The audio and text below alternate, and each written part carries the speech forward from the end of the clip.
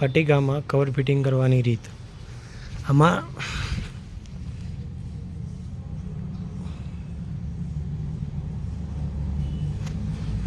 આગળના ભાગમાં એક અહીંયા, એક અહીંયા ને એક અહીંયા. પાછળના ભાગમાં એક અહીંયા, એક અહીંયા, એક અહીંયા અને એક અહીંયા. આ બે બારના બોલ્ટો, પછી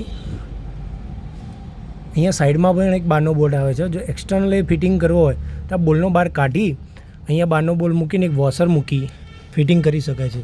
અને એક અહીંયા પણ આવે છે. આ ભાગ ઓઇલ કાઢવા માટે આવે છે. એક અહીંયા લાગશે બોલ્ટ, એક અહીંયા લાગશે, એક અહીંયા લાગશે, એક અહીંયા લાગશે. આ પ્રકારે 3 આગળ 10ના આવશે. 1 2 3.